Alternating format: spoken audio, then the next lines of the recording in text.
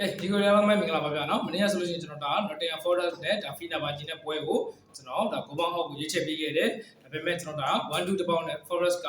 နော်ဟိုတရေလောက်တော့ဗျာထိမ့်မကန်သွားဘူး1-0လောက်နဲ့လည်းထိမ့်ပြီးတော့မကန်သွားဘူးနော် Fenerbahce ကလည်းဒါရှုံးထားတဲ့အတွက်ကြောင့်ဒါဆွတ်တိုက်မယ်ဆိုတော့သိတယ်ဗျာနော်ဒါပေမဲ့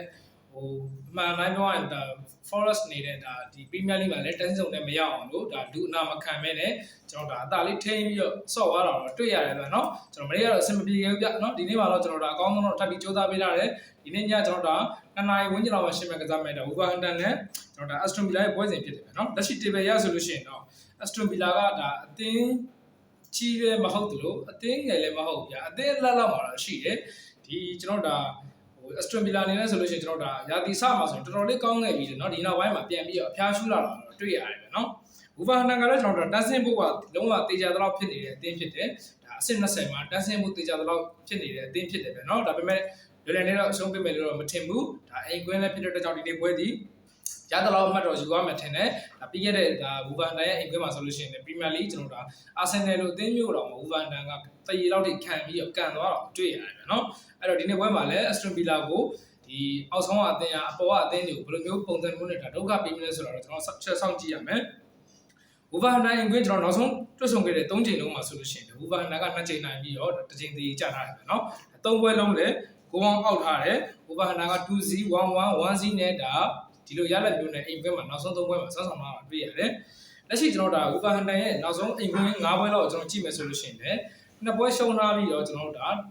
နော်2ပွဲရှုံးပြီးတော့နှစ်ပွဲရှုံးတစ်ပွဲနှစ်ပွဲရှုံးနှစ်ပွဲတည်တစ်ပွဲနိုင်တာတယ်နော်လက်ရှိအိမ်ကွင်းဆက်ဆောင်ရတော့ဒါအောက်ဆုံးကအသင်းဖြစ်တယ်ဆိုပေမဲ့လည်းဆက်ဆောင်ရမစိုးဘူးလို့ပြောလို့ရမယ်ဒီ Aston Villa ကလည်းကျွန်တော်တို့ဒါအဝေးကွင်းနေမှာဆိုလို့ရှိရင်နောက်ဆုံးအိမ်ကွင်း5ပွဲလုံးမှာဘောပေါင်းအောက်ထားတယ်ကျွန်တော်တို့ဒါ3ပွဲလောက်နိုင်ပြီးတော့နှစ်ပွဲလောက်မသိနော်တည်လောက်တည်ကြထားတာတွေ့ရတယ်ဗျနော်ဒီနောက်ပိုင်းပွဲတွေမှာလည်း Aston Villa ကကျွန်တော်ပြောခဲ့တယ်အဖျားရှူလာတဲ့အတွက်ကြောင့်ဒီနေ့ပေးထားတဲ့ဈေးတန်းဒီ Aston Villa ကနေပြီးတော့တစ်လုံးကိုပြ80အတွက်ရှင်ခွင့်ပေးထားတယ်ဘောပေါင်းကတော့3လုံးကို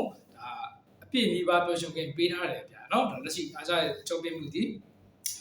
အခုလိုပေးထားတဲ့ဈေးတန်းရဆိုလို့ရှိရင်ကျွန်တော် Aston Villa ဒီနေ့ပွဲမှာနိုင်ခဲ့မယ်ဆိုလို့ရှိရင်တော့မှကျွန်တော်ဒါတကိုးလောက်နဲ့ပဲကတ်နိုင်ဖို့များတယ် Aston Villa အနေဆုံးတော့တရေတော့ရှိတယ်ဗျာเนาะ Aston Villa ကအနေဆုံးတရေတော့ရှိတယ်ဒါပေမဲ့ဒီပေးထားတဲ့ဈေးတန်းကနည်းနည်းလေးတော့ပြော့တယ်ဗျာเนาะမိုးထိတ်ဆုံးအတင်းအောင်ဆုံးအတင်းတလုံးသွင်းတာနဲ့အပြည့်နီးပါးစားရမယ်ဈေးတန်းမျိုးဒီတရေကြနိုင်ချေများတယ်အဲ့တော့ဒီနေ့ပွဲမှာကျွန်တော်ကတော့ body ရွေးမယ်ဆိုရင်တော့ကျွန်တော် Wolverhampton body တော့ကျွန်တော်ပိုကြိုက်တယ်တကယ်လို့ Villa နိုင်ခဲ့မယ်ဆိုရင်တော့မှ